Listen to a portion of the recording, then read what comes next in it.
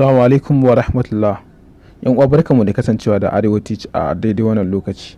A yau kamar yadda muka yi alƙawarin zamu gabatar da tutorial kan yadda ake gane ko kuma ake gano rubutun da aka goge, wato in mutum ya turo ma text kuma ya goge, yadda zaka gano wannan rubutun abin da ya rubuta. Sau da yawa zaka samu wasu sukan ga an turo musu sako amma saboda ba sa online, kafin su zo online har an goge abin da aka rubuto, ta magana ce mai muhimmanci ko na makamancin haka. So yau shine muka ga ya dace mu yi tutorial kan yadda ake iya gano wannan text din da aka turo ko da kuwa an goge shi, wato ko da an goge shi a WhatsApp zaka same shi. Yanzu ku biyo mu je kai tsaye ga gabatar da tutorial din. Kafin mu je kai tsaye ga gabatar da tutorial din, muna sanar da ku shafinmu na Facebook mai suna Arewa Teach. Za ku iya zuwa ku duba shi domin shafin mu bude shi ne saboda amsa tambayoyi da kuma shawarwari da kan iya bamu, wanda in kai sacin na Arewa Teach kamar yadda yake anan zaka ga shi wannan shafin din. Sannan ka taba like shine zai baka damar da zaka dinga samun dukan wasu tutorial ko kuma wasu bayani namu. Sannan zaka iya aika mana da sakon tambaya kuma insha Allah za mu amsa ma da tambayanka. Yanzu bari mu koma kai tsaye ga gabatar da tutorial din. Yanzu misali daga nan wannan wayan ga shi bari na rubutu na tura haka, wanda shine zai zo shi nan shi ya zo, wanda in na goge shi daga nan for everybody.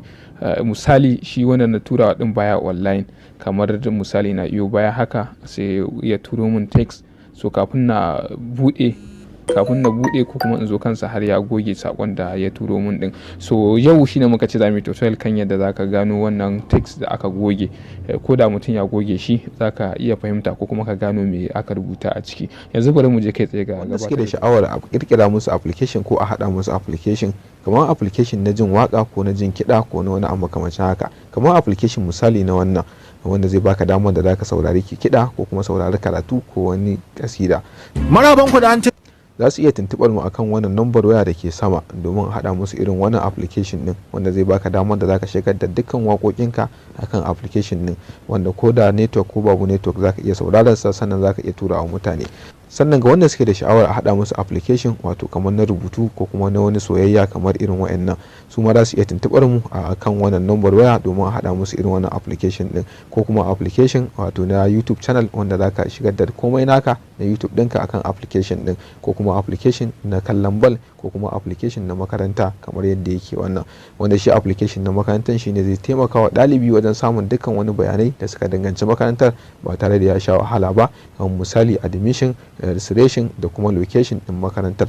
Duk za mu iya haɗa muku, ku tuntuɓe mu akan wannan number waya domin ƙarin bayani.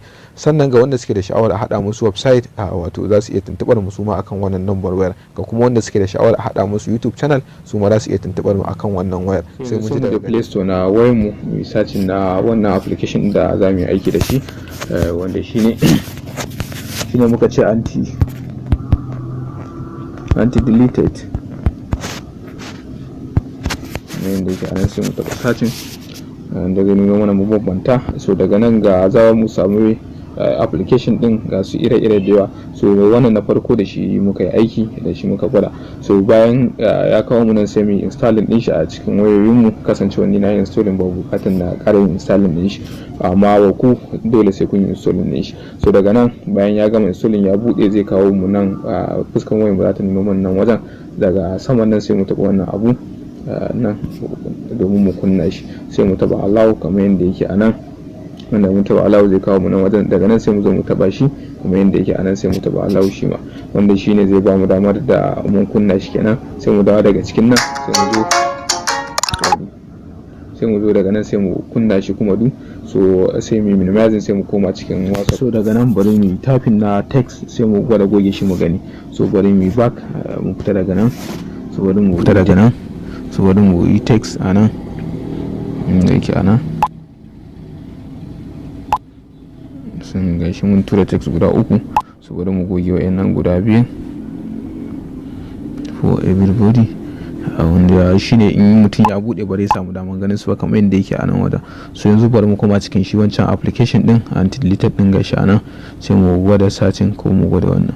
So daga nan mun yi pressing za mu ga dukkan wasu wanda suka turo mana text kamar yadda yake a nan wajen, za mu ga text din su tun daga lokacin da muka sauke application din zuwa yanzu duk wanda suka turo text suka goge za mu samu daman karantawa, kamar daga nan ga Isha da Umar wanda shine wanda muka turo text din ga text din da ya turo wanda aka goge shi.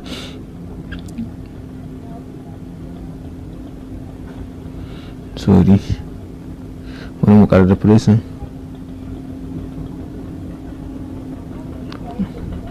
So ga ɗaya text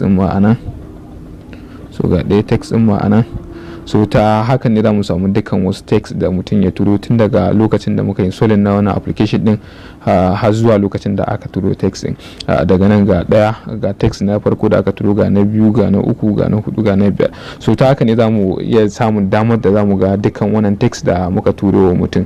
So ina ga anan za mu dakata, sai mun haɗa wani tutorial.